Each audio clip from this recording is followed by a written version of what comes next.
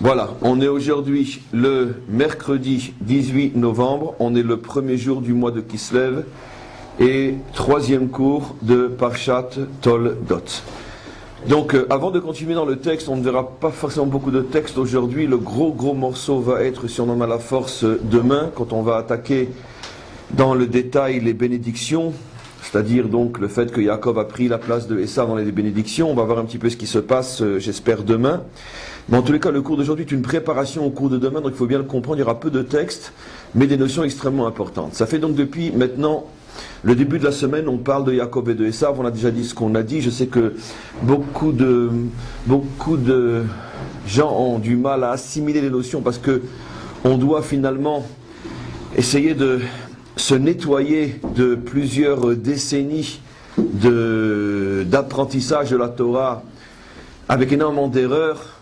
On a ancré en nous d'une manière presque indélébile le personnage de Esav comme étant un grand voyou, comme étant un grand bandit, comme étant tout ce que vous voulez sauf quelqu'un de bien, et on a énormément de mal à revenir à une véritable et vraie compréhension de la Torah et voir Esav d'une autre manière avec d'autres yeux. Je ne dis pas qu'il était extraordinaire, la preuve c'est pas de lui qu'est sorti le peuple juif, mais en tous les cas Esav était loin, du moins au niveau de son potentiel, était très loin d'être celui qu'on a en esprit aujourd'hui. Et donc c'est important aujourd'hui comme préparation au cours de demain, puisque le cours de demain sera d'une certaine manière l'apogée de tous les cours de la semaine pour bien comprendre ce qui s'est passé au niveau de ce vol de bénédiction.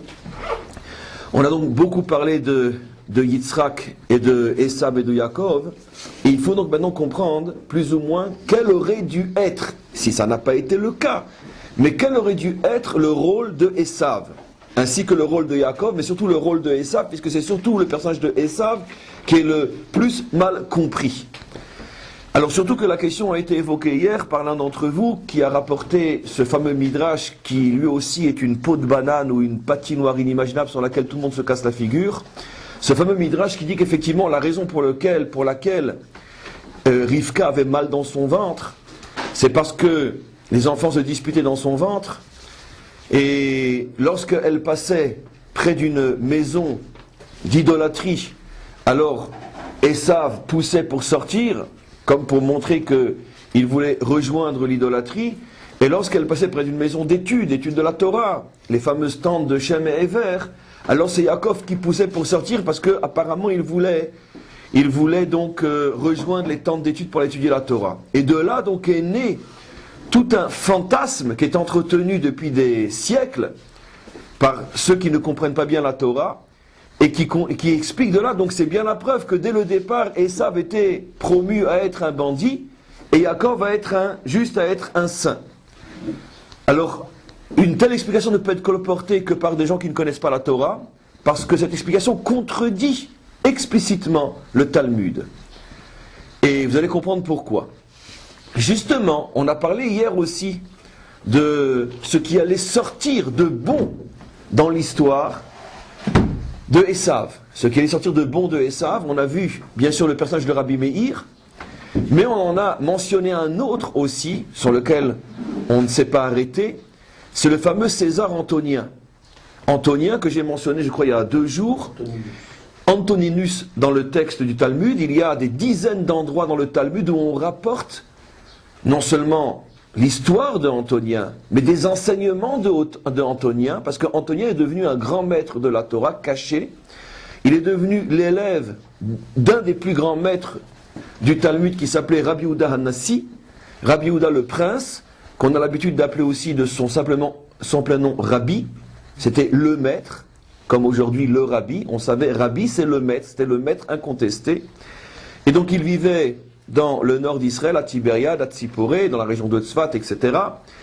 Et à l'occasion de visites que le César, qui vivait à Rome, a rendu donc en Israël pour aller voir l'état de son armée et l'état de soumission d'Israël, il en est arrivé à connaître des élèves de Rabbi qui l'ont impressionné, et il a voulu connaître le maître de ces gens qui l'impressionnaient. Il est donc remonté à la source, et c'est comme ça qu'il a entamé toute une révolution morale, psychologique, morale et jusqu'à spirituelle, finalement ça s'est terminé par la conversion. Une conversion cachée, et comme je l'ai expliqué, il s'est arrangé pour trouver un prétexte pour s'installer à Césarée, et donc il a demandé à Rabbi de venir séjourner pas très loin de Césarée. Ils ont construit un tunnel souterrain entre son palais et le Beth Midrash de Rabbi. Et pendant des années, ils ont appris la Torah ensemble, mais véritablement ensemble. Il lui a donné un statut très privilégié, c'était quand même César. Et puis il a dû voir que c'était un être extrêmement brillant. Il est devenu effectivement un être extrêmement brillant. Et tenez-vous bien, non seulement le Talmud rapporte ses enseignements, je ne sais pas si vous imaginez ce que ça veut dire quand on comprend ce que c'est un peu le Talmud, mais plus encore, le Talmud rapporte plusieurs discussions qui se sont déroulées entre lui et son maître Rabbi. Et le Talmud dit que c'est lui qui a eu gain de cause, et Rabbi a avoué qu'il s'était trompé. Donc c'est-à-dire que ce César converti, sur certains points de discussion avec Rabbi, est devenu lui le maître et l'autre l'élève. Donc c'est dire qui est Antonien. Et il y a une discussion extrêmement célèbre, qui est rapportée par donc ce descendant de Esav, discutant avec le descendant de Yaakov, au sujet de savoir quand le Yetzer Hara, la pulsion du mal, car nous savons tous que dans la structure psychologique et fondamentale d'un homme, il y a une force qui s'appelle le Yetzer Hara, la pulsion du mal ou la pulsion vers le mal. Et ils se sont posé la question, qu'ils avaient énormément de discussions philosophiques entre eux, enfin on pourrait dire de pensée juive ou de pensée tout court. Ils se sont posé la question, à partir de quand rentre le Yetzer Hara dans un homme? Est-ce qu'on peut concevoir, est-ce qu'on pourrait dire que le Yetzer Hara rentre au moment de la conception, au moment où ça prend, et que ça y est, le processus de vie est mis en place, ou peut-être le 3e mois, ou peut-être le 40 jours, 41e jour, parce qu'on dit que les 40 premiers jours, c'est pas encore vraiment un humain, c'est une chose, je sais pas comment le dire, mais en tout cas plus ou moins, ça ne commence vraiment à devenir un humain que le 41e jour, peut-être le 9e mois, peut-être le 6e mois, peut-être le 3e mois, quand on commence à avoir le ventre rond, peu importe. Quand Rabbi tenait, mais il tenait parce qu'après il s'est rangé à l'avis de Antonien, Rabbi tenait que le Yetzer Hara rentre au moment de la conception elle-même. Ça veut dire que toute la structure spirituelle du futur enfant arrive au moment où ça prend. Le soir de la conception si ça prend. D'où il le sait, parce qu'on apprend d'autres endroits, et là il n'y a pas de discussion, tout le monde est d'accord, que l'âme arrive, descend dans le ventre de la mère au moment de la conception. Elle est bien sûr pas dans la goutte, puisque c'est impossible, mais elle entoure, elle est ce qu'on appelle le fameux Or Makif, la fameuse lumière qui contourne. Comme vous le savez, même aujourd'hui, au moment où je parle et au moment où vous m'écoutez, on est tous à l'intérieur d'une bulle amique, une bulle nishmatique. C'est pas toute l'âme qui est en nous. Les deux dernières parties de l'âme, les deux hauts, on pourrait dire les deux hauts, les deux états supérieurs de l'âme, en vérité, nous entourent et nous sommes à l'intérieur d'une bulle, comme dans le ventre de la mère. On a déjà parlé de ça. Et c'est seulement les 3 étages inférieurs qui sont à l'intérieur de nous.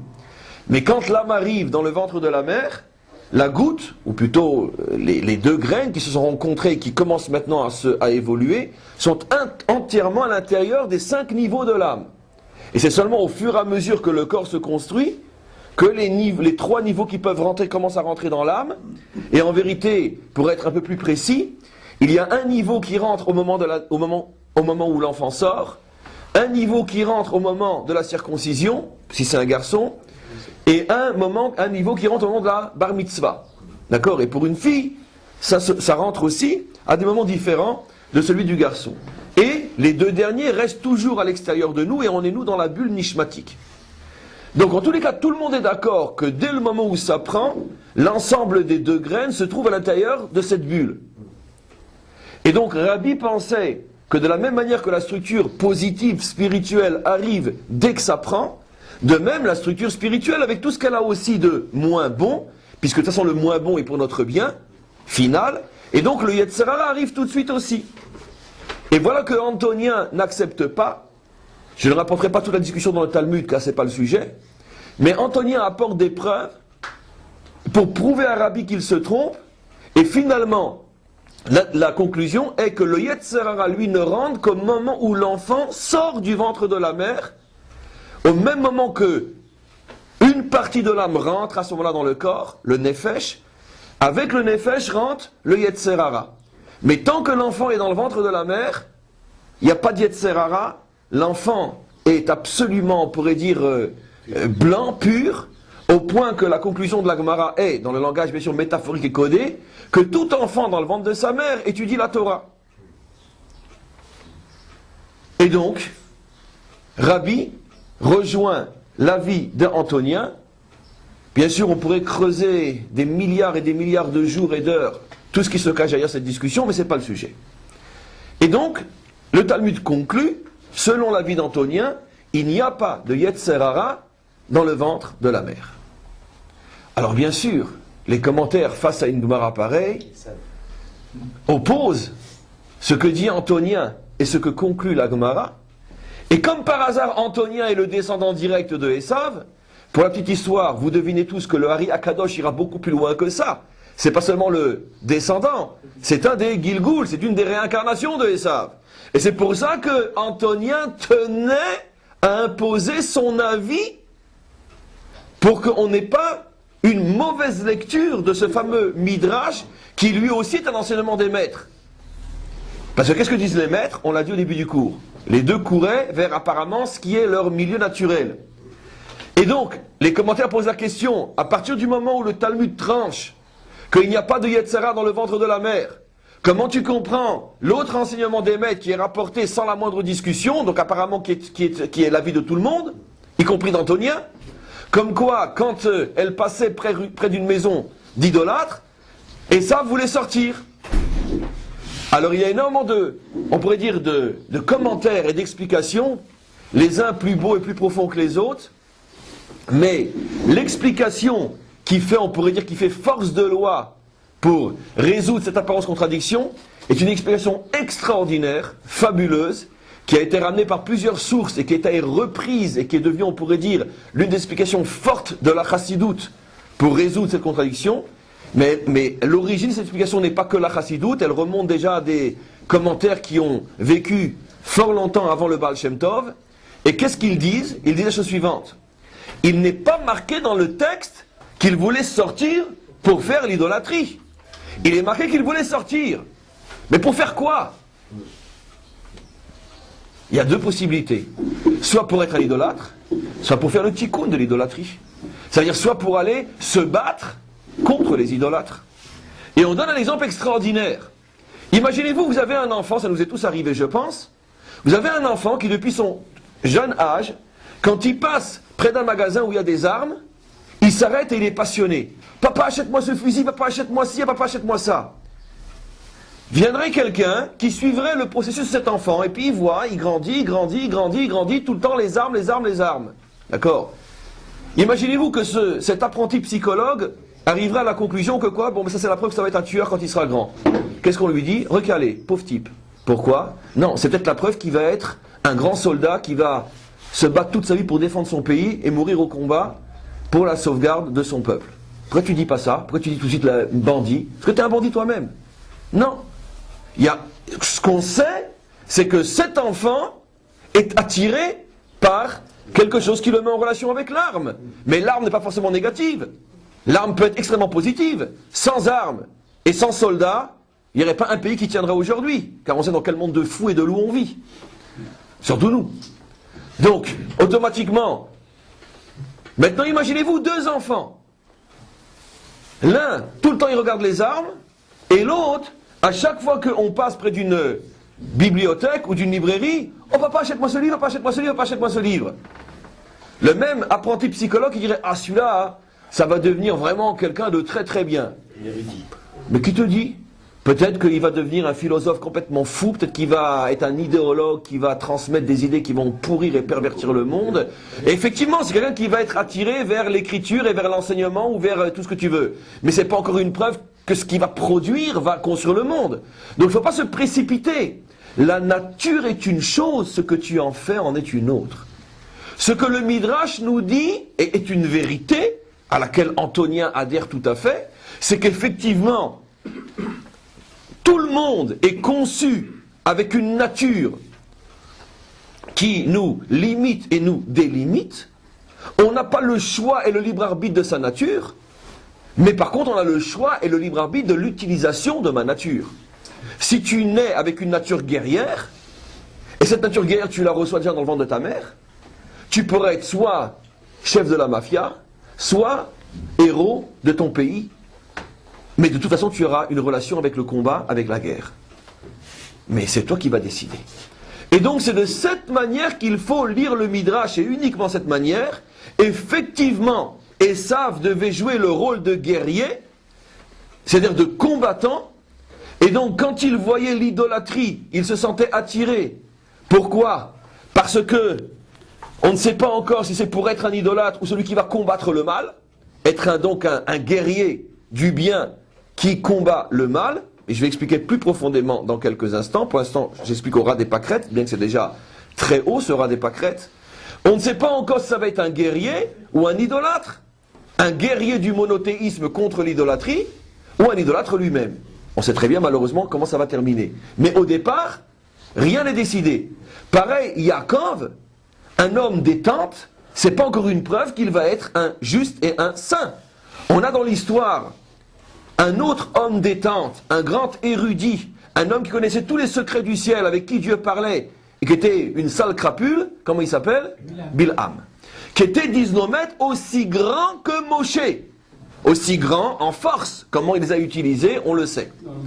Donc, il n'y a aucune raison de dire que si quelqu'un a une nature spirituelle, il va forcément être bien, la preuve Bilham, et si quelqu'un a une nature guerrière, il va forcément être mal, la preuve David Améler, qui est l'incarnation même de Esav, comme on le sait, et qui est un guerrier au service du bien et non au service du mal. Maintenant, c'est ce qui se passe dans le ventre de... Voilà. C'est pour ça que, encore une fois, il n'y a aucune allusion au mal, il y a seulement une allusion à des natures. Et donc, quelle est la différence entre le Yetzirah et la nature? Effectivement, chacun d'entre nous reçoit une nature dès la conception. Cette nature va aller en se renforçant au fur et à mesure qu'on va exister, vivre et grandir. Et tout le travail de l'homme, c'est de canaliser cette nature, sa nature, vers le bien. Jamais Esav n'aurait pu devenir un intello qui étudie la Torah ou qui l'enseigne. Jamais Yaakov n'aurait dû être, car malheureusement il va le devenir à cause que Esav va faillir à sa mission. Mais Yaakov n'aurait pas dû devenir un guerrier, il va le devenir, mais il n'aurait pas dû devenir un guerrier, si ce n'était que Esav, lui, ne va pas jouer son rôle, et Yaakov va devoir jouer les deux rôles, c'est qu'un jour il s'appellera Yaakov et Israël, qui sont les deux à la fois, et que de lui va sortir des guerriers comme Yehuda et David. C'est ça le libre arbitre. Ça veut dire, comment? Il vient quand le libre arbitre? En sortant? Au moment, non, alors, le libre arbitre lui-même évolue, sans rentrer trop dans les détails, parce que chaque chose que je vais dire maintenant, ça peut être le sujet de milliers de cours. Donc juste pour dire quelque chose, mais ne pas me prendre au mot, le libre arbitre, c'est-à-dire la possibilité du libre choix, évolue. Au moment où l'enfant sort, arrive essentiellement le Yetzer Hara, c'est-à-dire la pulsion vers le mal, avec encore très peu de Yetzer Tov, avec très peu de pulsion vers le bien. C'est-à-dire que l'enfant est très déséquilibré, en ce sens que ses choix sont surtout des choix négatifs. Mais d'un autre côté, comme il est enfant, il n'est pas dangereux.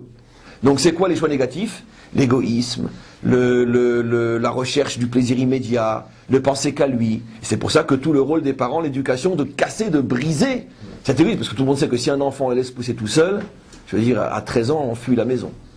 Donc un enfant, c'est, on pourrait dire, l'égoïsme par essence, c'est l'ego par essence, c'est à moi par essence, c'est je veux par essence, c'est toutes les forces Yetzirah, qui ne sont pas très graves, parce qu'il n'est qu'un gosse.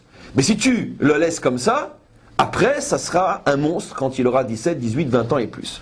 Donc il est essentiellement Yetzer Hara, avec un petit peu d'Yetzer Tov, et l'équilibre s'établit à la perfection au moment de la bar mitzvah, à condition, je dis bien, que les parents ont fait le travail qu'ils devaient faire depuis la naissance jusqu'à 13 ans. Parce que si les parents n'ont pas fait le travail qu'ils devaient faire, à ce moment-là, si le Yetzer Hara n'a jamais reçu de pression et de contradiction, quand arrive 13 ans, le Yetzer Tov a beau rentrer lui aussi de toutes ses forces, malgré tout le Yetzer Hara est déjà trop installé et il déchire le Yetzer Tov. C'est pour ça qu'à ce moment-là, on rentre dans le problème de la puberté. C'est pour ça que la majorité des enfants lorsqu'il passe le cap des 13 ans, rentre dans l'adolescence, et ça s'accompagne généralement d'une grande révolte, apparemment, la réalité semble contredire ce que disent nos maîtres, que c'est précisément à l'âge de 13 ans que l'équilibre s'accomplit. Ce n'est pas du tout une contradiction, c'est parce que la plupart des enfants qui se révoltent violemment, tout le monde passe par ces perturbations, ne serait-ce que parce que le corps change, et ça n'a rien à voir avec un problème moral, c'est un problème de déséquilibre hormonal, etc. Mais les grandes révoltes qui foutent la maison en l'air, généralement, car là aussi il y a de grandes nuances, mais généralement ça provient du fait que les parents n'ont pas fait leur travail pendant 13 ans. Donc automatiquement l'équilibre ne peut pas être rétabli. Et si tu as laissé quelque chose pousser tordu, tu auras beaucoup de mal à le remettre droit, même quand tu vas faire allez, ce sera plus difficile que s'il était déjà plus ou moins droit.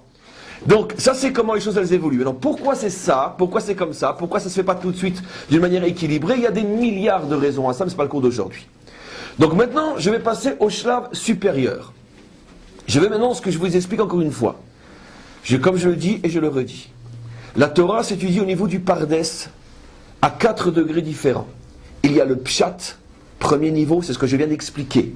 Ce que je viens d'expliquer fait partie du premier niveau. Bien que c'est déjà haut, c'est du premier niveau. C'est-à-dire je viens de dire au premier niveau de l'explication que Esav n'était pas du tout déterminé pour être mauvais, il était déterminé pour être un guerrier. Mais ça aurait pu être un bon guerrier, ça aurait pu être David Améler, ça aurait pu être le Mashiach, qui lui aussi sera un guerrier. Et certainement pas un petit étudiant vaseux qui est dans les nuages. Parce que pour pouvoir conquérir le monde, il faut certainement être autre chose qu'un petit étudiant vaseux. Donc c'est sûr que le Mashiach aura toute la dimension d'un Esav, mais dans le bien. Et donc, ça c'est le premier niveau d'explication. Mais on sait très bien que chaque passage dans la Torah a l'obligation, quand on a la capacité de le faire, d'être passé au crible des 4 niveaux d'explication qui sont d'abord le Pshat, après le Remez, après le Drash et après le Sod. Ça veut dire que la même notion doit être comprise, pas de 4 manières différentes, mais de 4 niveaux d'interprétation et de profondeur différents, sans qu'il n'y ait de contradiction entre l'un et l'autre niveau. C'est-à-dire que chaque niveau vient, on pourrait dire, approfondir la notion. Je vais passer donc maintenant à un niveau supérieur qui est beaucoup plus profond que le premier. Et j'explique. En vérité, le Hari HaKadosh et surtout le Zohar expliquent, et après eux tous les maîtres de la Chassidoute, qu'à un niveau plus profond, la vocation de Esav était d'être un guerrier, d'aller chercher du gibier. Mais maintenant, on n'est plus au niveau du sens premier, on est au niveau des sens plus profonds. Et je vais directement sauter au niveau du Sod, donc le dernier niveau de la Torah. Et il devait aller chercher un gibier très particulier, qui sont les étincelles divines perdues dans ce monde, qui sont capturées et éparpillées dans ce monde. De la même manière que sur le plan terrestre, qu'est-ce que c'est un chasseur? Quelqu'un qui va chercher une bête qui est sauvage, qui est, on pourrait dire, hors de portée de l'homme, qu'il va la prendre, il va la cuisiner, va la donner à un homme. Maintenant, regardez, quel est, si vous voulez, d'une certaine manière, le makor, c'est la source pour mieux comprendre ce que je suis en train d'expliquer. N'oublions pas que Esav était le chasseur de qui? De Yitzhak. C'est-à-dire que tout le gibier que Esav chassait, c'était pour son père pour son père Yitzhak. Je pense qu'on est tous suffisamment, un minimum honnête pour comprendre, parce que sinon c'est même pas la peine d'étudier, que Yitzhak n'en avait que foutre de manger du gibier. C'est clair que Yitzhak, quand il mangeait de la viande, il était au moins au niveau des Kohanim qui mangeaient de la viande dans le Beth Amikdash. Et vous savez, ce sont des coups qu'on a déjà fait. Dans la nourriture particulièrement, se trouve énormément d'étincelles divines de très très haut niveau. Dans la viande particulièrement, c'est pour ça que dans le temple, on mangeait, on apportait des bêtes et les Kohanim toute la journée mangeaient. C'est pour ça qu'il y a chaque fête, chaque Shabbat, un mariage, un Pidyon Abel, une Brit Mila, une Bar Mitzvah, il n'y a pas dans le judaïsme de moments extrêmement saints. S'il n'y a pas dans l'assiette aussi du pain et de la viande, c'est impossible. Pourquoi? Parce que à chaque moment où il y a un dévoilement de sainteté, il est extrêmement capital et important d'associer à ce dévoilement les forces du monde matériel pour pouvoir élever le monde matériel, le sanctifier et libérer toutes les forces spirituelles qui se trouvent dans ce monde matériel. Car comme on le sait maintenant depuis le temps qu'on étudie ensemble, le monde matériel est rempli de sainteté. Et donc, quand il y a une connexion possible entre le dévoilement du haut et les forces du bas, vient à ce moment-là l'ordonnance de manger dans un esprit de sainteté pour élever la nourriture et libérer les énergies positives. Le Zohar HaKadosh disent mes maîtres, disent mes amis, que à l'époque de Yitzhak, où se trouvait le Beth Amikdash? C'est facile à comprendre. C'était Yitzhak lui-même. Yitzhak était le Beth Amikdash. C'est-à-dire que tout était amené à Yitzhak pour être élevé. Je vous dis tout simplement, mes amis, que ce que je dis est marqué aussi dans le Talmud. Le Talmud dit que depuis que le temple est détruit, où se trouve le Mizbehar, l'autel sur lequel la matérialité est élevée? C'est la table d'un homme. La table du Shabbat est le Mizbehar de l'homme. Tout ce que je mets sur la table le Shabbat et que je mange avec l'esprit de l'élever, ça fait d'une certaine manière l'effet Mizbehar au temple. La maison d'un juif se transforme en temple le jour du Shabbat. Sa table est un Mizbehar et moi qui mange, je suis un Kohen. Simplement chez nous, c'est plus ou moins, on se la joue, mais c'est plus ou moins vrai malgré tout. Mais chez Yitzhak, c'était une réalité. Sa table était le temple. Et lui était le Kohen Gadol. Et quand il mangeait, toute la nourriture était élevée et sanctifiée. Et donc, Esav avait quel rôle? Même au niveau, maintenant je suis même plus au niveau du Sod, je reviens au niveau du Pshat. Esav avait quel rôle? Esav avait le rôle d'aller chercher ce gibier qui était après sur la table de Yitzhak et qui était élevé. Quelqu'un avant le coup m'a posé la question, est-ce que Esav, sans rentrer dans les détails, Esav était un ignorant ou était un grand dans la Torah? Je lui ai répondu ce que je dis maintenant, c'était forcément un grand. Vous imaginez un seul instant est-ce que Yitzhak aurait confié sa bouche, son âme, à un mécréant, à un bandit qui lui ramène des névélotes et des tréfotes? Vous imaginez, puisqu'on parle du travail d'un temple. Donc imaginez-vous à qui il confie la mission de lui amener du gibier. Et pendant des années, Esav est le bras long de Yitzhak, et ensemble ils font le tikkun du monde. Ils réparent le monde. Ça c'est encore le pshat, mes amis. Maintenant je ressorte au niveau du sod, mais regardez encore le pshat et le sod sont l'un à côté de l'autre. Quel est le sod? À un niveau plus profond. Esav est descendu dans ce monde pour aller chercher toutes les âmes perdues qui sont éparpillées dans ce monde. Je ne parle plus maintenant de la viande, je ne suis plus au niveau du pshat, bien que la viande c'est déjà une réalité en tant que telle. Esav devait partir à la recherche de toutes les étincelles d'âme qui sont éparpillées dans ce monde depuis la faute d'Adam Arishon. Des étincelles d'âme, on en a déjà trouvé depuis le début de la Torah. Agar, par exemple, et tous les futurs convertis de l'histoire. Et mes amis, n'oublions pas, les plus grands convertis de l'histoire d'Israël sont sortis de Esav. Pas tous, mais la plupart des plus grands. Esav avait pour mission d'aller, on pourrait dire, dans le grand monde, dans le champ, et aller se battre contre toutes les forces du mal qui tiennent prisonnières les étincelles divines, se battre contre ces forces-là et les obliger à lâcher leurs prisonniers. Nimrod. Comment? Il a tué Nimrod. Très bien, on va y arriver, tu as deviné.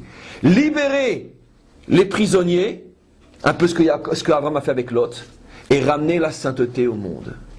D'une certaine manière, encore une fois, ça devait être un combattant qui part à la recherche de toutes les étincelles prisonnières de ce monde. Et c'est pour ça que l'une des premières, ou peut-être la première prouesse qu'il a fait, et ce qui prouve qu'il n'était pas si bandit que ça, c'est qu'il a osé affronter Nimrod et il l'a tué. C'est lui qui a tué Nimrod. Et pourquoi il a tué Nimrod? Parce que Nimrod était le grand chasseur d'âmes de son temps. Qu'est-ce qu'il est dit sur Nimrod? Gibor Tsaïd Lifne Hashem. Le grand chasseur devant Dieu. Qu'est-ce que dit Rashi sur place? Regardez que même Rashi, qui est censé être le pshat, va parler comme moi, au niveau du sod. Rashi dit, mais c'est pas du tout qu'il chassait de la viande devant Dieu, il chassait les âmes devant Dieu. Chaque fois qu'il trouve, Rashi explicite, regardez, fin de Noir, chaque fois qu'il trouvait un homme qui voulait se rapprocher de Dieu, hop, il le prenait et il l'amenait vers l'idolâtrie. Un chasseur d'âmes, dit Rashi, pas un chasseur de gibier. Et donc on a un makor dans la Torah, l'explication du Ari Akadosh, que des fois partir à la chasse, c'est partir à la chasse d'âmes. Chez Nimrod, c'était un chasseur de bonnes âmes. Et pendant des années, il a détourné le monde de Dieu. C'est pour ça qu'il est l'initiateur de la tour de Babel. Et personne n'osait l'affronter. le premier qui l'a affronté, mais que sur le plan idéologique, c'était Abraham. Mais personne n'a osé l'affronter physiquement. Ça veut dire sur le terrain. Le premier qui a osé, qui a réussi, c'est Esav. Esav dit, moi, je vais lui prendre ou libérer toutes les âmes qu'il a capturées. Et comment qu'on le sait? Il lui a piqué ses habits. Ces fameux habits qui prouvent qu'il est arrivé à libérer d'une certaine manière tout ce que Nimrod avait capturé. Parce qu'il était encore à cette époque-là tel qu'on espérait qu'il resterait. Et il avait reçu cette mission de Yitzhak. Et Yitzhak avait dit à Esav, mon fils, maintenant tu es prêt. Il avait 15 ans le jour où il a tué Nimrod. 15 ans, c'est pas 15 ans d'aujourd'hui, évidemment. Mais il avait 15 ans le jour où il a tué Nimrod. Son père lui a dit, je t'ai préparé pendant 15 ans, mon fils, pour ce combat. Tu sais que tu es descendu sur terre pour aller libérer tout ce que le mal et les méchants ont capturé.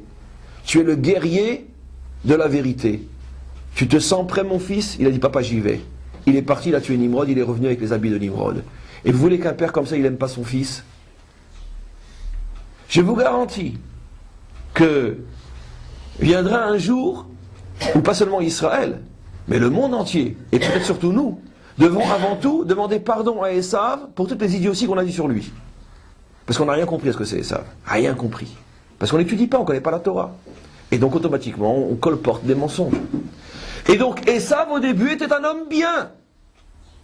Le problème c'est que cette potentialité, comme toutes les bonnes potentialités, elle est extrêmement fragile. Combien d'hommes extraordinaires sur terre à un moment ont dévié, sans citer de nom, des grands politiciens, des grands chefs d'État, dans notre pays on en connaît plein, surtout pas de nom. D'accord, des gens qui pendant des décennies ont fait du bien, vers la fin de leur vie, ils ont Shlomo Ameler, évidemment. Et alors on va dire que Shlomo Ameler, c'est pas qu'il a dévié vers la fin de sa vie, c'était une ordure toute sa vie. Non. Et David Ameler avec Bathsheba, alors on va dire que ça y est, fini David Ameler. Heureusement que le bon Dieu ne juge pas les hommes comme nous on juge les hommes. Parce qu'il n'y aurait pas un homme qui pourrait se tenir sur terre. Alors arrêtons de critiquer. Voyons le bien et comprenons que l'homme est fragile et l'homme peut tomber. Et Esav, comme tous les grands hommes, avait tellement de force de bien en lui, qu'il avait aussi de grandes forces de mal en lui. Et tout celui qui est destiné à jouer un rôle énorme sur terre a aussi des contre-forces qui font tout pour le faire tomber. Esav n'a pas réussi ou n'a pas voulu ou n'a pas pu, je m'en fous, je ne suis pas le bon Dieu, je ne cherche pas à le juger. Mais une chose est sûre, Esav n'était pas né pour être une crapule. Il a failli à sa mission, c'est un autre problème. Maintenant donc, Esav on le voit, il devait jouer donc un rôle extraordinaire. Et finalement, c'est une catastrophe ce qui va se passer, sa chute. Parce que comme je vous l'expliquerai au fur et à mesure des parachutes qui viennent, ça va obliger Yaakov à le remplacer. Yaakov va devoir se mettre finalement dans un rôle qui n'était pas forcément le sien au départ, avec toutes les difficultés que ça va impliquer de jouer deux hommes à la fois. C'est la raison pour laquelle on verra à partir de la semaine prochaine, il a eu deux femmes. Essentiellement deux femmes, et deux noms, Yaakov et Israël. C'est pour ça qu'après ses propres enfants vont se déchirer, Yehuda et Yosef. Parce que depuis le fait que Esav a failli à sa mission, et que Israël essaye de jouer les deux rôles en même temps, c'est très dur d'être deux personnes à la fois, sans tomber et sans devenir un schizophrène. Et c'est pour ça que toutes les tensions de l'histoire juive, jusqu'à la délivrance finale, sont liées au fait que depuis que Esav a dévié, Israël est obligé de jouer les deux rôles à la fois. Mais ça, c'est des cours qui vont suivre, c'est seulement une introduction. On a bien compris ça, on a bien compris à qui on a affaire, on demande pardon à Esav et on continue. Regardez maintenant le verset 34 dans le chapitre 26.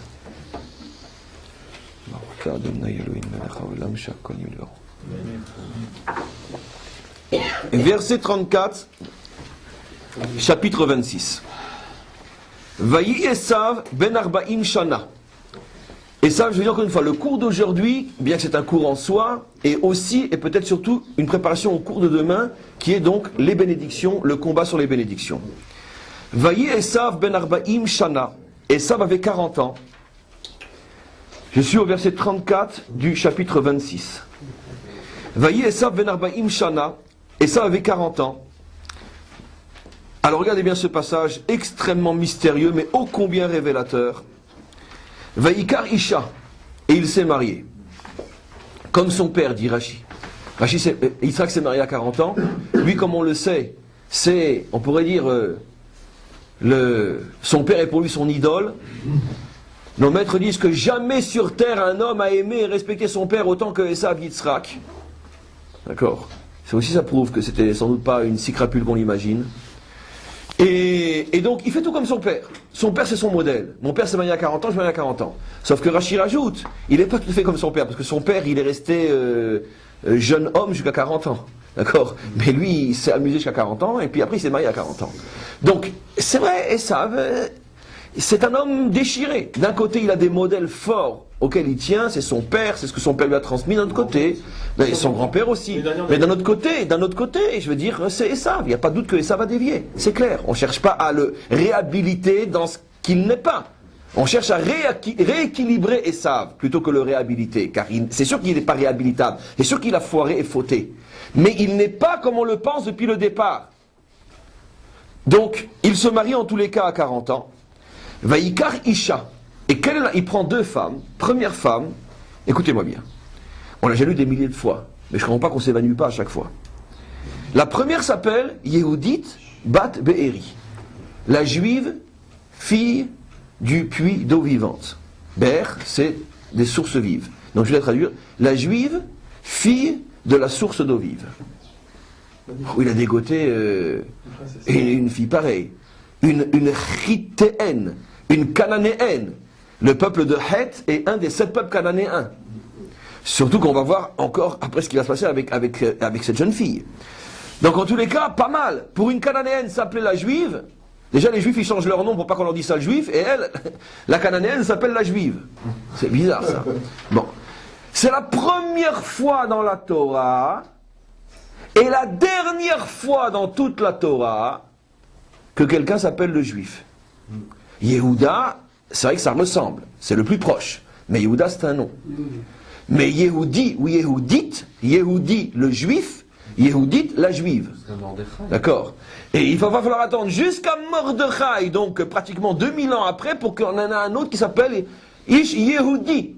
L'homme juif, l'homme qui affirme son judaïsme, son identité. Or, elle, c'est une non-juive, une cananéenne, une hitéenne, femme de Esav, et elle s'appelle la juive, fille de l'eau vivante. On va continuer. Achiti. Ved Bosmat, et l'autre, elle a un nom moins fort, mais quand on le lit, mais aussi fort quand on va l'expliquer, selon le Zohar, et déjà Rashi l'explique, excusez-moi. Ved Bosmat, et l'autre s'appelle Bosmat, qui veut dire le parfum, Bosem, Bat Elon, fille de la force. C'est-à-dire un parfum très fort. Un parfum, quand tu le mets sur toi, tu ne peux pas l'enlever. Et toutes les femmes rêveraient d'un parfum comme ça, surtout les valises, parce qu'ils en achètent un et après c'est fini. Donc, vous imaginez un parfum tellement fort qu'une fois que tu l'as mis, c'est un parfum à vie. Tu as payé les 300 shekels une fois, c'est fini. Oui, 300, 3000, peu importe. Chacun ses parfums. En tous les cas. Donc, Bat Elon, un parfum très puissant, très fort. Comment? Oui, mais c'est un chêne, c'est fort. Ça fait une notion de force, Elon. C'est Ilan aussi. C'est un arbre, mais c'est une notion comme l'arbre qui est majestueux et qui est fort, puissance. Et donc, très, très, très puissant. Achiti, elle aussi, c'est une chitéenne. Regardez ce que continue le verset. Vatiena morat roar le Yitzhak ou le Rivka. Mais elles ont été abominables, ces femmes-là, pour Yitzhak et pour Rivka. Yitzhak et Rivka. Les commentaires, avec un petit peu d'ironie, montrent, mais c'est ô combien révélateur, qu'il est dit Yitzhak avant Rivka. Pour bien nous montrer que c'est pas une affaire de belle-mère. Parce que si on avait dit Rivka, Yitzhak, alors c'est bon, c'est la belle-mère, et puis qu'elle rend fou son mari, et puis lui aussi commence à détester ses belles-filles. Non. On dit Yitzhak avant Rivka, comme pour dire que ça n'a rien à voir avec un problème ici de confrontation connue, etc. Ça veut dire que c'était un problème de fond. De fond, elles étaient insupportables au point que Yitzhak souffrait encore plus que Rivka. C'est pour ça que dans le verset, exprès, on met Rivka après Yitzhak. On saute, on va maintenant à la fin des bénédictions qu'on laisse pour demain. Regardez maintenant dans le chapitre 27, le verset 46, pour bien qu'on comprenne qui étaient ces femmes-là. Le verset 46, chapitre 27. Vatomer Rivka el Yitzhak, Rivka dit à Yitzhak, Katti behayai. Je vais me suicider. Elle est arrivée à en faire une dépression. Katserai, je n'ai plus aucun goût à la vie mot à mot. Mipne benot het, à cause des filles de Het. Et là, elle demande à son mari, Im Im Loker Yaakov Isha Mibnot Chet, si Yaakov aussi prend une fille pareille, Kaele Mibnot Haaretz, Lamali Hayim, je te préviens, je me tue. Menace de suicide. Lamali Hayim, sache que demain tu ne me retrouves pas. Ouais, je veux dire, c'est pas France Dimanche. C'est pas, je sais pas quoi, quel reportage de la vie des stars à Hollywood, je sais pas, ou des bidons dans un bidonville d'un pays bidonville. C'est pas ça. On parle de Rivka et de Yitzhak. Vous imaginez ce que cela signifie que la Torah rapporte les propos de Rivka qui menace de se suicider, alors qu'on sait que chez nous, quelqu'un qui se suicide n'a même pas le mérite et la possibilité d'être enterré au milieu de ses frères juifs. C'est l'une des pires fautes qu'on puisse faire, de se suicider. Et on voit qu'on fait parler la première mère d'Israël d'un langage de renégat. Je vais me suicider, elle dit. N'oublions pas de qui on parle et d'où on lit ça, pas dans le journal. Donc si la Torah a rapporté ces propos, c'est-à-dire d'une certaine manière, ils sont légaux. Ça veut dire qu'effectivement, ces filles-là se comportaient d'une manière tellement horrible. Rachid dit sur place, toute la journée, de l'encens, de l'idolâtrie, des trucs. Elles arrivaient à piquer, parce que c'était pas consentant, ça. Elles arrivaient à piquer le gibier que Esav rapportait pour son père et en offrir une partie sur leurs hôtels qu'ils avaient fait dans leur chambre ou je ne sais où. Et ça rendait fou. Vous imaginez le comble de l'absurde. La famille qui est censée être le modèle du monothéisme dans le monde, la famille à partir de laquelle sort et doit sortir toute la lumière du Dieu un dans le monde, dans cette famille, dans cette maison se trouvent deux folles qui sont en train toute la journée d'apporter de l'encens aux idoles. Donc vous comprenez que quand elle dit je vais me suicider, qu'est-ce qu'elle dit? Elle dit mais c'est un échec total. Elle dit à son mari mais on a tout fichu en l'air avec cette histoire-là. D'accord? Donc vous comprenez où on en est? Rivka, encore une fois, parle de suicide que j'ai interprété comme vous l'auriez fait vous-même, c'est-à-dire que ma vie n'a plus de sens. Comment peut-on supporter cette contradiction insupportable d'être en même temps ceux qui diffusent la Torah et en même temps dans ma propre maison se trouve l'idolâtrie? Eh bien tout ça, ça n'a pas empêché Yitzhak, qui lui aussi est écœuré de ces deux femmes, de dire, regardez, on revient en arrière, je n'interprète pas, je commence le cours de demain, regardez le verset 1 du chapitre 27, vous revenez au début de ce chapitre-là, on vient de nous dire qui sont ces femmes-là épousées par Yitzhak, par Esav, et regardez maintenant ce qui est dit, Vaïki zaken Yitzhak, et quand Yitzhak était vieux, Vatichena inav mirot, il ne pouvait plus voir, pour qu'après il puisse y avoir donc la scène que vous connaissez. Vaïkra et Esav no Agadol, il appelle Esav, qui est déjà marié avec ses deux horreurs, il appelle Esav son grand-fils, Vayomer Elav, il lui dit, béni, c'est bien toi mon fils, puisqu'il est aveugle. Vayomer Elav, il dit, bien sûr, c'est moi.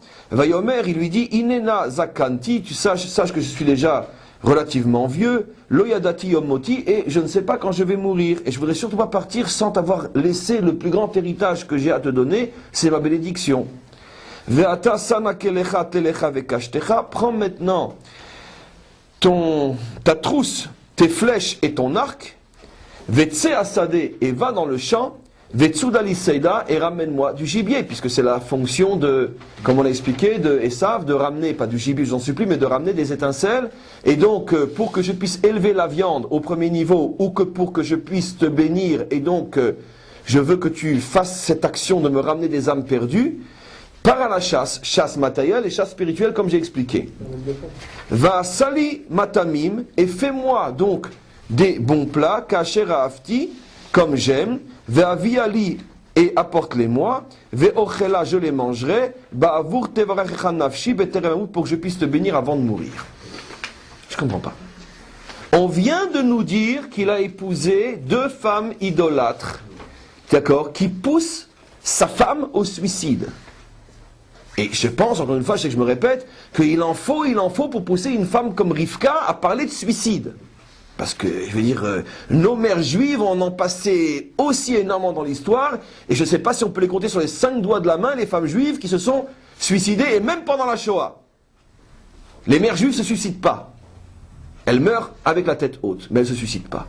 Elle parle de suicide. Donc, encore une fois, je sais que je suis lourd, mais vous imaginez la catastrophe qui se passe dans sa maison. Ça n'empêche pas Yitzhak de dire à son fils bien-aimé, je vais te bénir. Et après, on verra tout le cours de demain qu'il a fallu tout ce stratagème, etc. Mais qu'est-ce qui se passe? Qu'est-ce qui se passe? Ils ont accepté. Alors, mais ils n'ont pas accepté du tout. Bien sûr que non, comme on verra demain. Mais non, on parle de Yitzhak. On ne parle pas de vous et moi que quand on a un enfant qui nous met les trucs, on baisse les bras. Sinon, c'est pas la Torah. Et donc, qu'est-ce qui se passe? La Torah, ce ne sont que des messages pour nous apprendre à nous construire. La Torah n'est pas, on pourrait dire encore une fois, un livre de faits divers. Ce genre de choses, je baisse les bras devant mon fils insupportable, ça ne peut exister que dans les faits divers de France Dimanche, pas dans la Torah. Donc, chaque comportement des pères et des mères est porteur d'un message. Qu'est-ce qui se passe? C'est pour ça qu'on étudie, qu'on veut comprendre. Qu'est-ce qui se passe? Alors, pour comprendre ce qui se passe, on le comprendra à la perfection demain. Mais aujourd'hui, on va préparer la compréhension. On revient maintenant sur le nom des filles. Comment se fait-il qu'il y en a une qui s'appelle la juive, dans le sens qu'on va voir tout de suite, et l'autre le parfum? Rachi explique. Pas la Kabbalah cette fois-ci, Rachi. Rachi dit pourquoi une s'appelle la juive. Il dit, c'était pas son vrai nom. Son vrai nom, on ne sait pas comment elle s'appelait. Mais, quand il l'a épousée, il lui a donné le nom la juive. Pourquoi dit Rachi? Parce que Yehudi, ou Yehudite pour une femme, signifie celui qui nie l'idolâtrie. D'où on le sait, on l'apprend entre autres de Mordechai, qui à part elle est le seul juif dans toute la Torah qui est appelé Ish Yehudi, et contre qui il se battait? Contre Aman, contre le fait de se prosterner devant l'idole. Et pourquoi? Parce que dans le mot Yehudi ou Yehuda ou Yehudite, il y a, comme on le sait, les 4 lettres du nom divin, puisque Yud, Ke, Vav, Ke avec un Dalet de plus, pour dire que je suis complètement construit avec l'identité de Dieu, puisque c'est mon nom, le nom de Dieu est dans le nom de mon identité, et donc je suis le modèle de l'anti-idolâtrie. Et donc il l'a appelé Yehudite, dit Rachi, pour bien faire comprendre, d'abord j'imagine à elle, et puis après aux parents, qu'il épousait une femme qui avait fait vœu de consacrer sa vie à la lutte contre l'idolâtrie.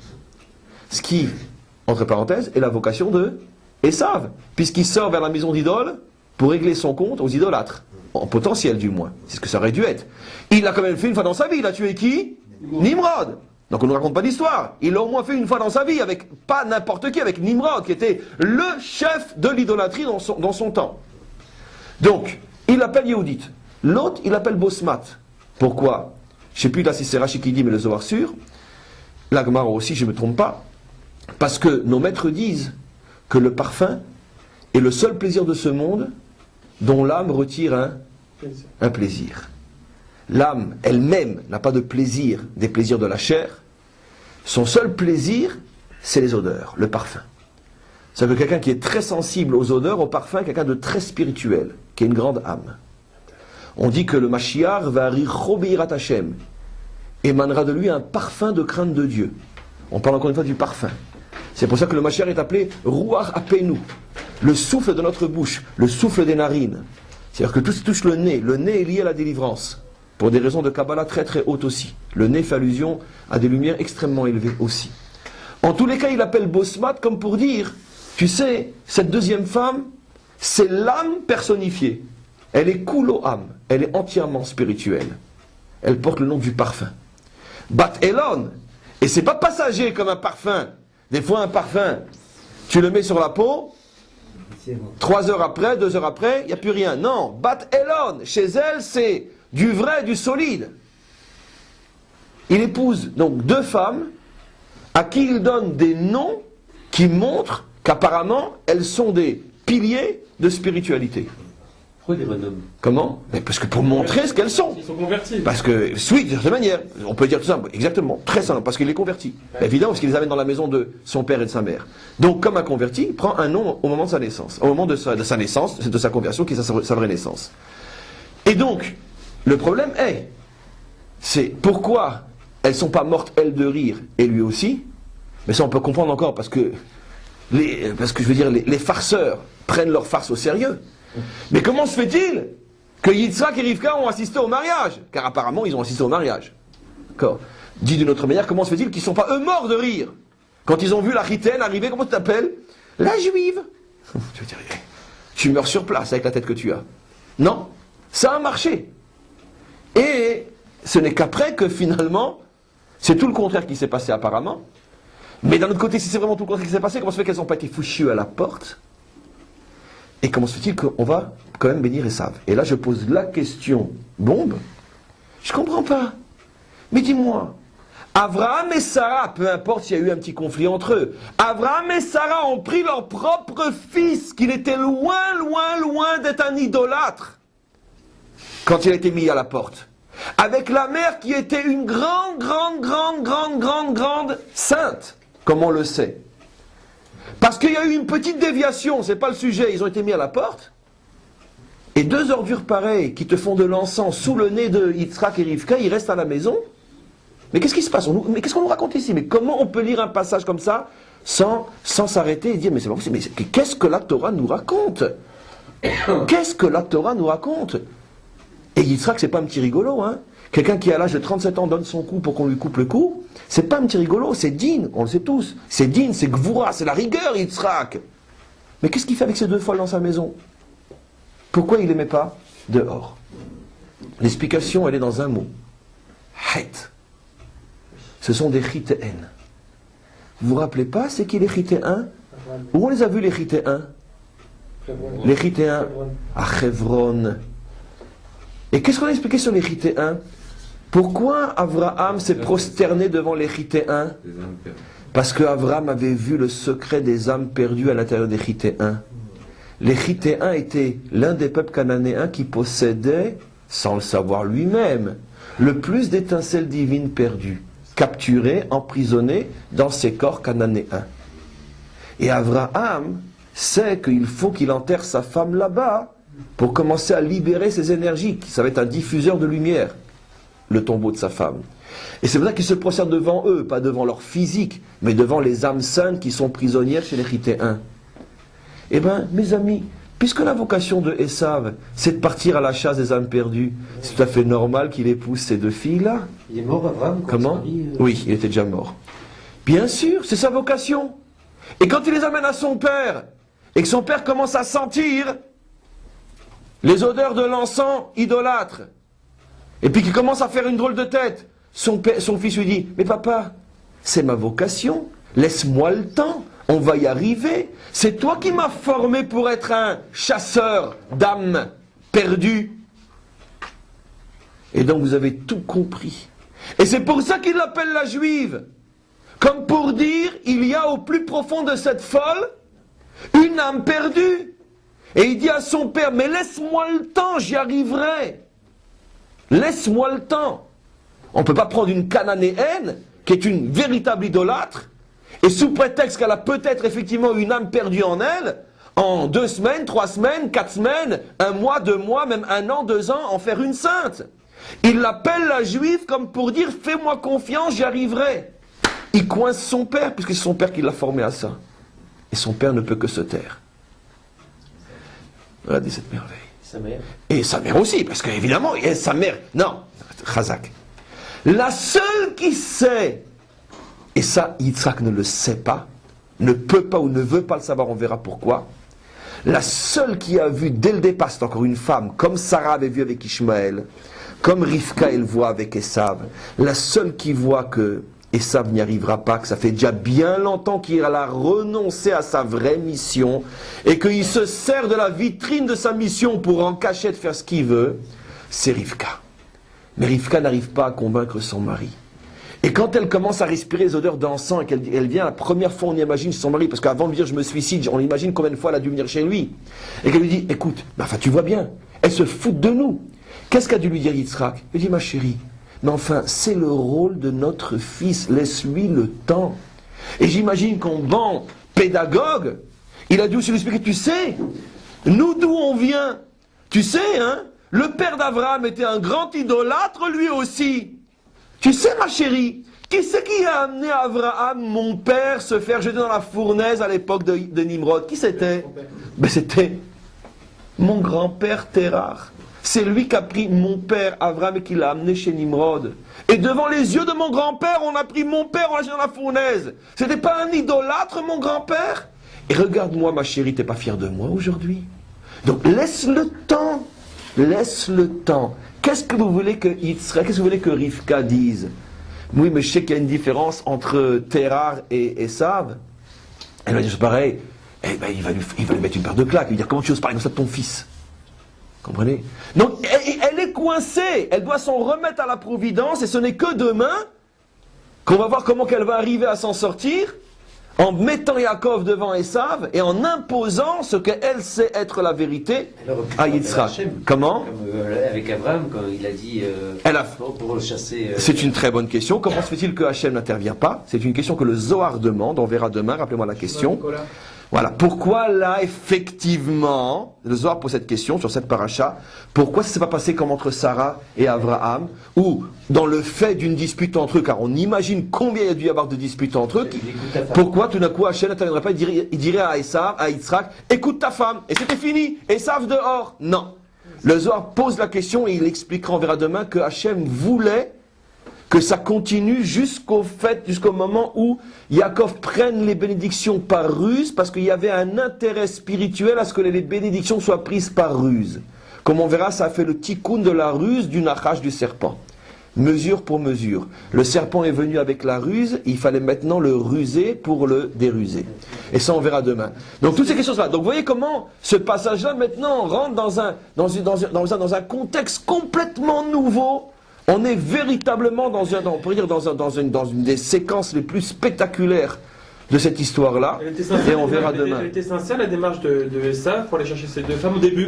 Je pense sincèrement, d'accord, que Esav est un pauvre dans le sens pas péjoratif et ironique, un pauvre schizophrène. C'est-à-dire, il souffre de schizophrénie. Il est déchiré entre deux personnalités qu'il y a en lui.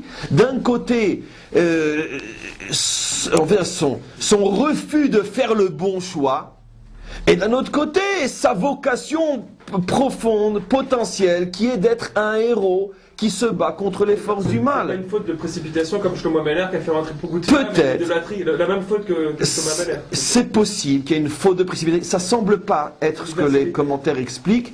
Chez Esav, les commentaires, surtout Rashi, expliquent plus que c'était vraiment quelqu'un qui avait envie de s'amuser, mais qui se cachait derrière...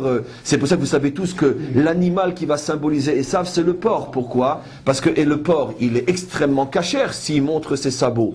Mais surtout, il ne faut pas lui ouvrir la bouche, parce qu'il ne rumine pas. Ça veut dire que son extériorité est parfaite, l'intériorité est corrompue. Ça, c'est l'animal qui va devenir le symbole d'Esav. Ça veut dire qu'il a, oui, un signe de cacheroute. Ça veut dire qu'il voudrait véritablement se montrer cachère, mais dans le fond, il n'y arrive pas. On verra demain pourquoi Bezrat Hashem. Enfin, je ne sais pas, il y a tellement de choses à voir demain.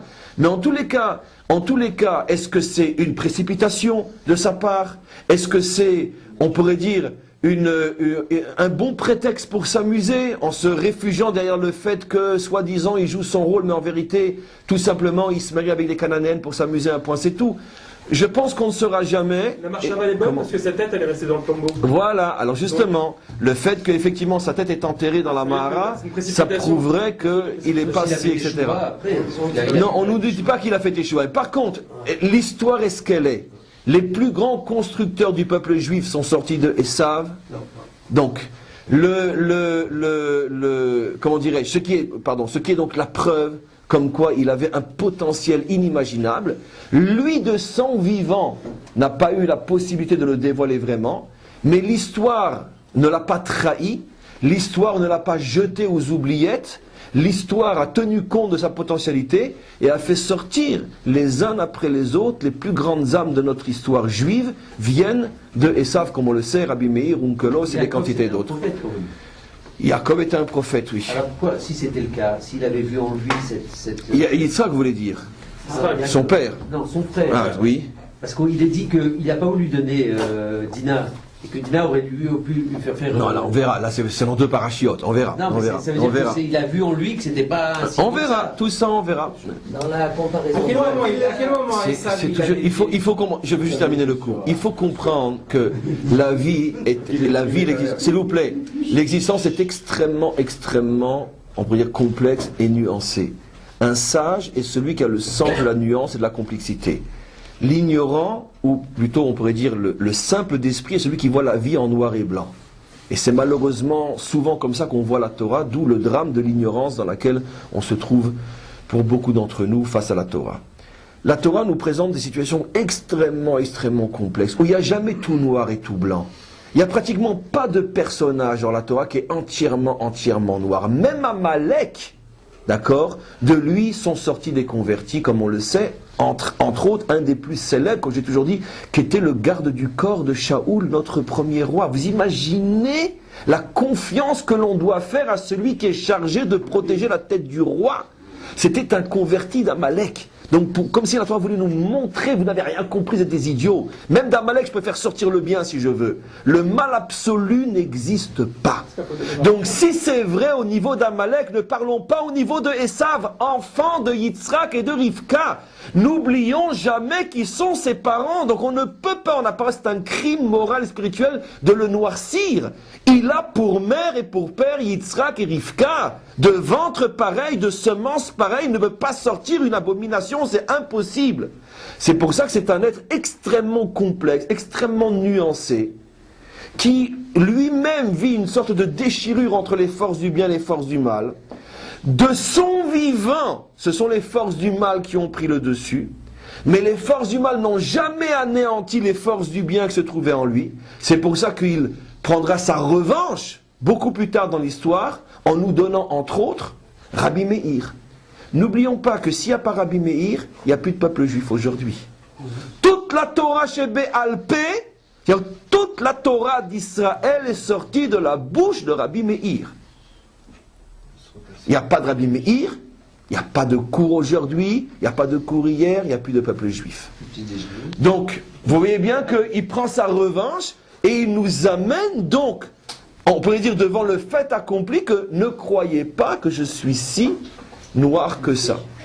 On s'arrête là pour aujourd'hui. Amen.